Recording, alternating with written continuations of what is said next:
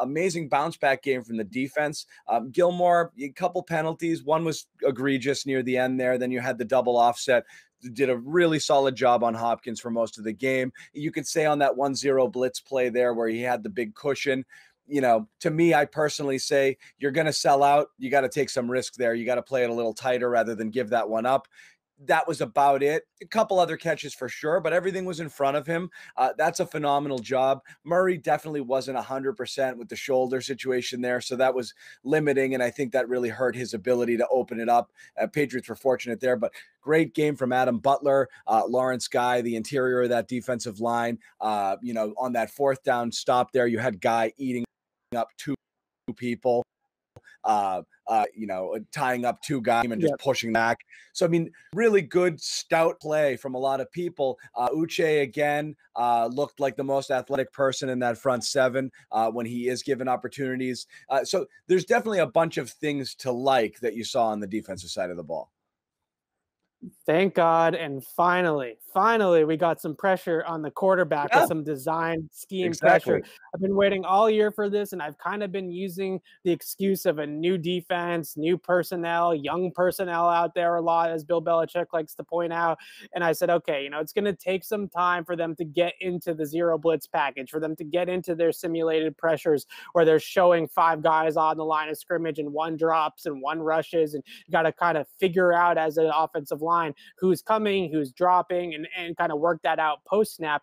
Those are the types of things that we saw this defense really from the midpoint of 2018 all the way through the end of 2019 really feast on opposing quarterbacks, is with different pressure and exotic pressure looks and trying to kind of confuse the quarterback and the offensive line. I thought last week they really bailed out a bad Houston offensive line by not doing more of that. Now, the zero blitz strategy, maybe not against Deshaun Watson, but some of the other pressure looks that they ran today, they almost sort of got back into the amoeba defense. I don't think we went full amoeba yet, but we went, into a different sort of look where 5 or 6 guys are kind of up and near the line of scrimmage and they're not really sure what's going to happen. Then late in the pre-snap clock, the safety bails into the middle of the field and they run a typical kind of basic structure, or then maybe they bring a 0, or maybe they bring 5, and maybe they bring 4 on those simulated pressures I was talking about.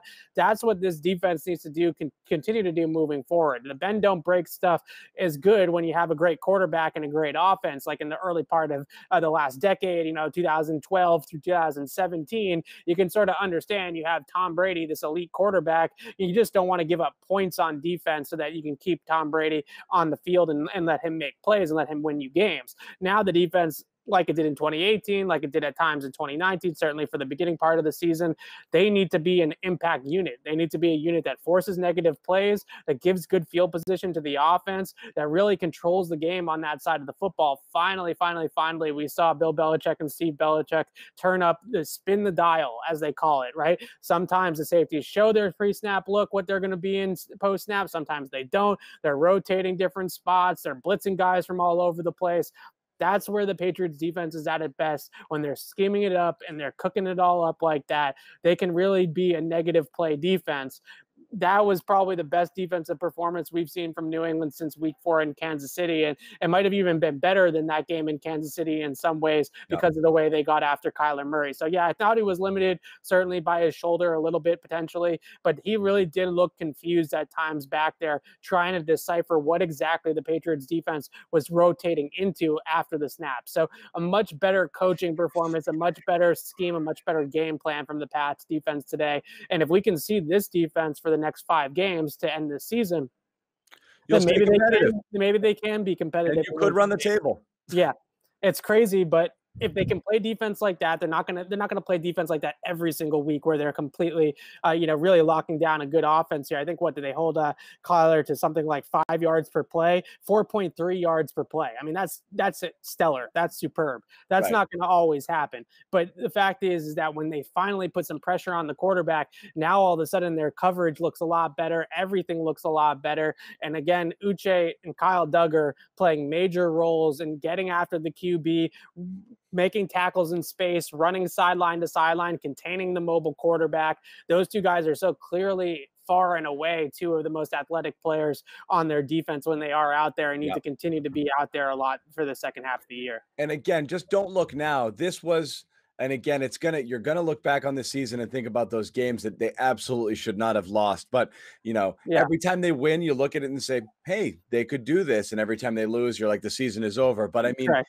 this was a game. This was on paper the most challenging game left remaining on the schedule. You have the 2 LA games out there. Yeah. It's not going to be necessarily easy, and both of those are absolutely losable games. But I mean, every game's a losable game. They've lost to Denver. They've lost to San Francisco.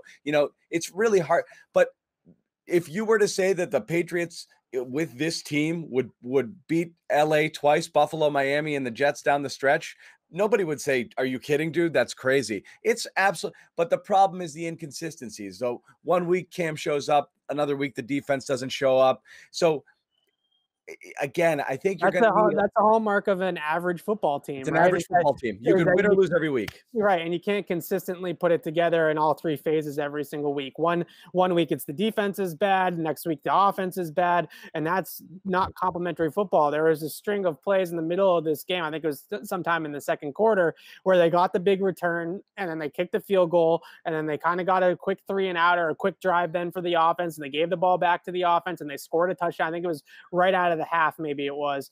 And I finally said, tweeted out, there's some complimentary football, right? There's the defense and the special teams and the offense all funneling into each other and contributing to make sure that each kind of side of the football has the easiest script possible. The offense has a short field, defense has a long field. That's what you want to get if you're the Patriots. Unfortunately, they just haven't been able to do that enough this year, is have that type of complimentary football.